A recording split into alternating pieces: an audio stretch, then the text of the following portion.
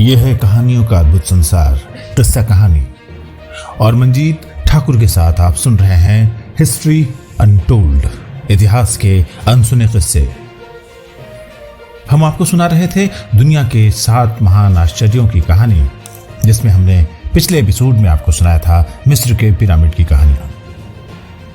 इसके अलावा जो 7 आश्चर्य हैं उनमें बेबीलोनिया की झूलते बागीचे, ओलंपिया में जियस की मूर्ति, डायना देवी की मूर्ति, राजा मोसलस की समाधि, रोडस की विशाल मूर्ति और सिकंदरिया का प्रकाश स्तंभ शामिल है। और आज के एपिसोड में हम आपको सुना रहे हैं बेबीलोनिया के झूलते बागीचे के बारे में, जो कि साहस और सौंदर्य के अमर प्रतीक हैं। बेबीलोनिया का एक बहुत पुराना नगर था। एक हिब्रू परंपरा के अनुसार यह दुनिया का सबसे पुराना नगर था। लेकिन इतिहास से यह पता चलता है कि बेबीलोन के बसाए जाने से पहले और भी बहुत से नगर बन और बिगड़ चुके थे। बेबीलोन का मतलब होता है ईश्वर का दरवाजा। इस नाम से ही पता चल जाता है कि किसी जमाने में बेबीलोन बहुत धार्मिक नगर रहा होगा। ऐसा माना जाता है कि बेबीलोनिया के राजा सारागोन प्रथम ने ईसा से 3800 साल पहले इस नगर को बसाया था और उसी ने इसे ये नाम दिया था। लेकिन उस जमाने में बेबीलोन कुछ झोपड़ियों के एक छोटे से गांव से ज्यादा कुछ भी नहीं था। वहां पर कुछ मंदिर बने हुए थे और दूर दूर से लोग वहां पूजा उपासना के लिए आया करते थे। ईसा से 2250 साल पहले ही ये एक बड़ा नगर बन सका, जबकि महान शासक हम्मुराबी ने इसे अपनी राजधानी बनाया। उसी जमाने में बेबीलोनिया के राजाओं का सीरिया के राजाओं से युद्ध चलता रहता था। 689 ईस्वी पूर्व में निनेवा के राजा सिनाचरीब ने बेबीलोनिया पर हमला कर दिया और उसने बेबीलोन को अपने कब्जे में कर लिया। उसने नगर के मंदिरों और इमारतों को तोड़ फोड़ डाला और कहा कि यहां तक जाता है कि इस नगर की नींव के पत्थर तक खोद डाले गए और उन्हें नदी में बहा दिया गया। सिनाचरीब की मृत्यु के बाद उसका लड़का इसार हड्डोन गद्दी पर बैठा। उसने अपने पिता द्वारा उजाड़ दिए गए नगर को फिर से बसाया और उसे अपनी राजधानी बनाया। इसार हड्डोन की मृत्यु के बाद उसके 2 लड़कों में उत्तराधिकार की बात को लेकर झगड़ा हो गया। यह झगड़ा काफी दिनों तक चलता रहा। अंत में 626 ईस्वी पूर्व में वो महान सम्राट बेबीलोनिया की गद्दी पर बैठा, जिसने दुनिया भर के लिए आश्चर्य पैदा करने वाली विशाल 4 दीवारी बेबीलोन में बनाई, और जिसकी वजह से बेबीलोन इतिहास में ही अमर नहीं हो गया, बल्कि पूरी दुनिया के लोगों को अपनी अमर कहानी के द्वारा आज भी आश्चर्यचकित कर रहा है। वो था नबोपलसार, जिसके महान पुत्र नेबुजडनेचर ने बाद में अपने पिता के काम को पूरा किया और अपनी रानी को प्रसन्न करने के लिए सुंदर लटकते हुए बागीचे बेबीलोन में बनवाए। नबोपलसार ने सबसे पहला काम यह किया कि लगातार लड़ाइयों के कारण उजाड़ सी हो गई नगरी बेबीलोन में नई नई इमारतें बनवाई और कई मंदिर बनवाए। वो रोज रोज के इन हमलों से तंग आ गया था और ये चाहता था कि उसकी खूबसूरत राजधानी बेबीलोन किसी तरह विदेशी हमलावरों से सुरक्षित रखी जा सके। इसी बात को सोचकर उसने बेबीलोन यानी ईश्वर के दरवाजे के चारों रास्ते बंद करवाने के लिए एक मजबूत और विशाल 4 दीवारी बनवाने का फैसला किया। अब मुसीबत ये थी कि बेबीलोन के आसपास कहीं पत्थर नहीं मिलते थे जिनसे कि एक मजबूत 4 दीवारी बनवाई जा सके। इस बात का हल भी कारीगरों ने निकाल लिया। उन्होंने पहले एक बहुत गहरी खाई नगर के चारों ओर खोदी और उस खाई से निकली मिट्टी से ईंटें बनाकर दीवार बनाई गई। ये 4 दीवारी पूरी भी नहीं बन पाई थी कि 605 ईस्वी पूर्व में, यानी ईसा के जन्म से 605 साल पहले राजा का देहांत हो गया। अब महान राजा नेबुजडनेचर बेबीलोन की गद्दी पर बैठा। उसने अपने पिता का काम जारी रखा। अब यहां पर मैं आपको थोड़ा नेबुजडनेचर के बारे में बता देता हूं।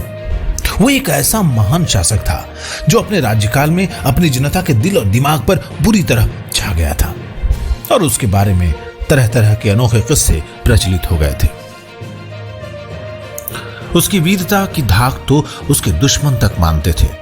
वो शायद बेबीलोनिया का सबसे ज्यादा ताकतवर राजा था। उसने एक पहाड़ी राज्य मीडिया की राजकुमारी से विवाह किया था। उसने अपने पिता के समय में ही मिस्र की सेनाओं को बुरी तरह हराया था और उन्हें एशिया से दूर खदेड़ दिया था। बाद में उसने सीरिया और फलस्तीन को भी जीत लिया और अपने राज्य में मिला लिया था। 597 ईस्वी पूर्व में उसने जेरूसलम में अपनी सेनाएं भेजी और यहूदियों के राजा को बंदी बना लिया।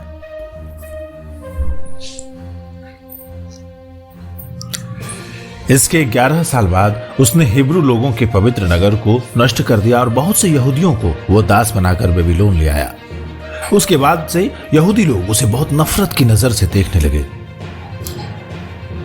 आज भी यहूदी माताएं अपने बच्चों को डराने के लिए नेबुकदनेस्सर का नाम लेती हैं।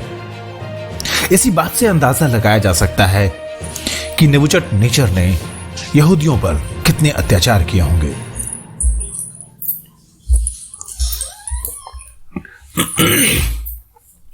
यहूदियों में उसके बारे में आज भी एक कहानी प्रचलित है कि वो अनेक यहूदियों को बेबीलोन ले गया था। यहूदियों की पीठ पर रेत की बोरियां रखकर उनका बोझ बढ़ा दिया जाता था और उनसे रेगिस्तान में पैदल चलने को कहा जाता था। इसी तरह के और भी बहुत सारे अत्याचार यहूदियों पर किए जाते थे, जिनके कारण सैकड़ों यहूदी बेमौत मारे गए। इन सब पापों के कारण ही नेबुकदनेस्सर को भगवान ने दंड देने के लिए उसे गाय का बछड़ा बना दिया था और 7 साल तक बछड़े के रूप में ही उसने यहूदियों के उसी पवित्र नगर में घास चरनी पड़ी थी जिसे उसने उजाड़ दिया था।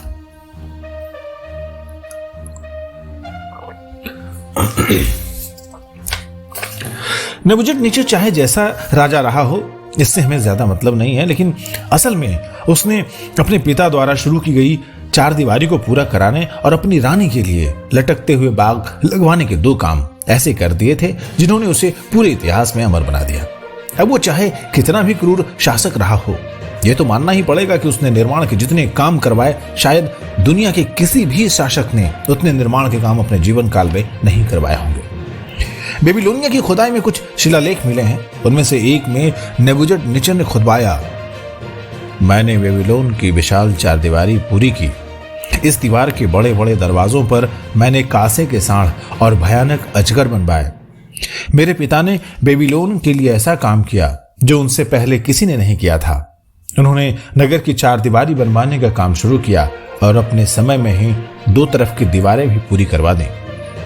उन्होंने एक गहरी खाई खुदवाई और उससे जो मिट्टी निकली उसकी ईंटें बनवाकर दीवारें बनवाई।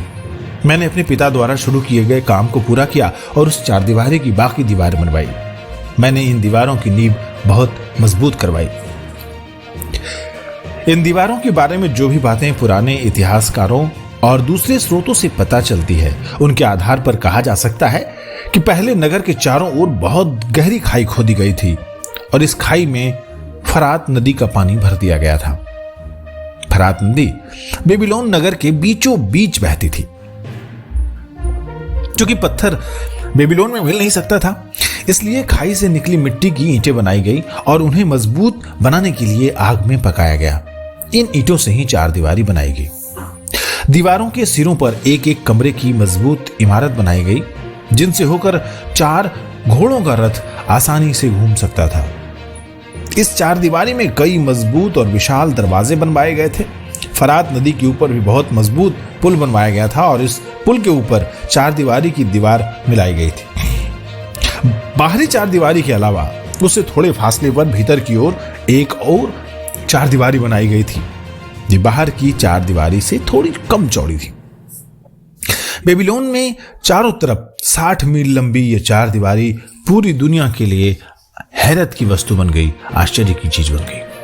और ये 75 फुट चौड़ी और 300 फुट ऊंची थी। इसकी विशालता का अंदाज इसी बात से लगाया जा सकता है कि जैसा हमने कहा, इसके ऊपर 4 घोड़ों का रथ आसानी से बिना किसी खतरे के दौड़ सकता था। इस दीवार के बन जाने के बाद अब बेबीलोन को किसी भी बाहरी हमले का खतरा नहीं रह गया था। नेबुकदनेस्सर ने अब कई मंदिर नगर में बनवाए और अपने पिता के महल के पास ही एक नया महल अपने लिए बनवाया। एक दिन रानी ने राजा से कहा कि बेबीलोन में उसके अपने नगर की तरह बाग बागीचे नहीं हैं। इसलिए उसका मन यहां नहीं लगता। नेबुकदनेस्सर की रानी एक पहाड़ी देश की थी और उसकी उदासी को दूर करने के लिए राजा ने बेबीलोन में एक अनोखा लटकता हुआ बागीचा बनवाने का फैसला किया। बड़े बड़े कारीगर इस काम के लिए लगा दिए गए। लटकता हुआ बागीचा बनाने के लिए सबसे पहले एक मजबूत और ठोस इमारत बनाई गई। इस ठोस इमारत के ऊपर दूसरी ठोस मंजिल बनाई गई और इसी तरह 8 मंजिलें बनाई गई। ऊपर तक जाने के लिए सीढ़ियां बनाई गई थी। सबसे ऊपर की मंजिल पर चारों तरफ कच्ची मिट्टी की कच्ची दीवारें बनाई गई थी ताकि उनमें पेड़ पौधों की जड़ें फैल सकें।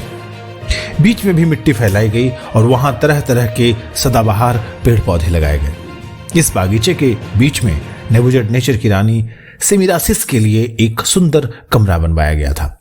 यह बागीचा इतनी ऊंचाई पर बना हुआ था कि कहते हैं कि बहुत दूर दूर तक का दृश्य उससे दिखाई देता था। बागीचा तो बन गया, लेकिन इतनी ऊंचाई पर पानी ले जाना कोई आसान काम नहीं था। यह तो पता नहीं चलता कि इतनी ऊंचाई पर बेबीलोन के कारीगर फरात का पानी कैसे ले गए होंगे, लेकिन इससे इस बात का पता जरूर चलता है कि उस जमाने में भी कितनी ज्यादा तकनीकी तरक्की हो चुकी थी।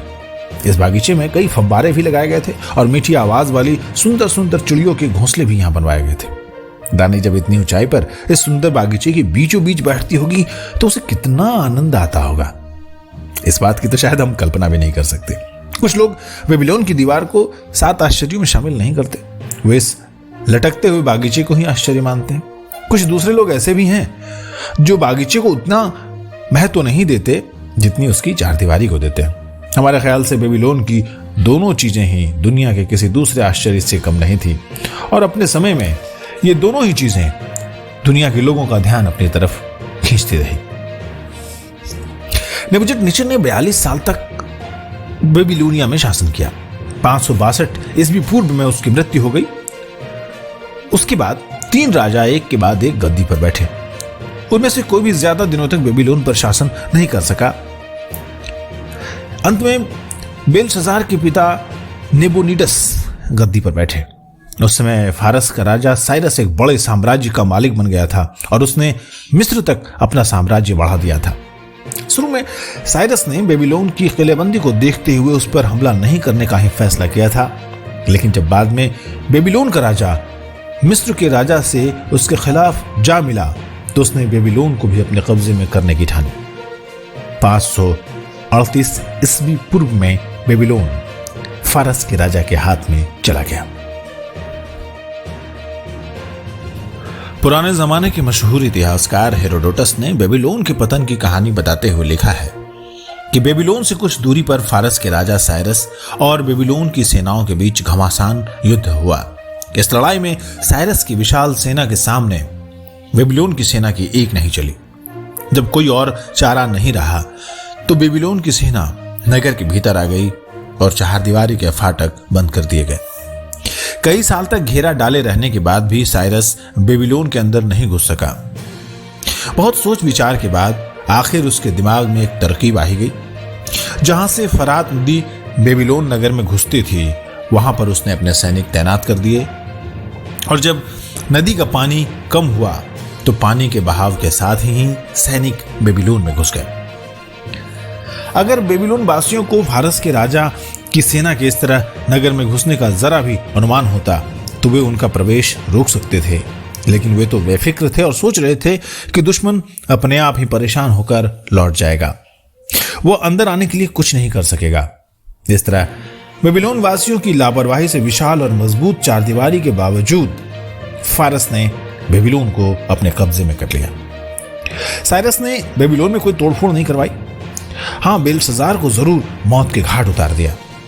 फारस के अधीन हो जाने के बाद भी बेबीलोन के लोग अपना जीवन आराम से बिताते रहे। 529 ईस्वी पूर्व में साइरस की मृत्यु हो गई। उसके बाद फिर से बेबीलोन आजादी के लिए कोशिशें करने लगा और 521 ईस्वी पूर्व में नेबुकदनेस्सर तृतीय के नेतृत्व में यह पूरी तरह आजाद हो गया। उसके बाद से फारस के एक दूसरे राजा डेरियस ने इसे कब्जे में कर लिया। कहते हैं कि डेरियस ने भी बड़ी चालाकी से बेबीलोन को अपने कब्जे में किया था, क्योंकि उस समय भी उसकी चारदीवारी अपनी पूरी मजबूती के साथ खड़ी थी। डेरियस ने इस आश्चर्यजनक चार दीवारी की कुछ दीवारें तोड़ फोड़ डाली थीं। कहते हैं कि डेरियस के बाद फिर एक बार बेबीलोन में विद्रोह पैदा हो गया था और इस बार फारस के एक राजा ने इसकी चार दीवारी को बिल्कुल ही नष्ट कर दिया। इस तरह लगातार फारस के राजाओं के इन हमलों ने इस विशाल चार दीवारी को तो जरूर नष्ट कर दिया, लेकिन वो बेबीलोन की हस्ती को दुनिया के नक्शे से मिटा नहीं सके। जब सिकंदर महान भारत से लौटा था तो वो बेबीलोन में नेबुकदनेस्सर के महल में ही ठहरा था और वहीं पर 13 जून 323 ईस्वी पूर्व में उसकी मृत्यु हुई थी।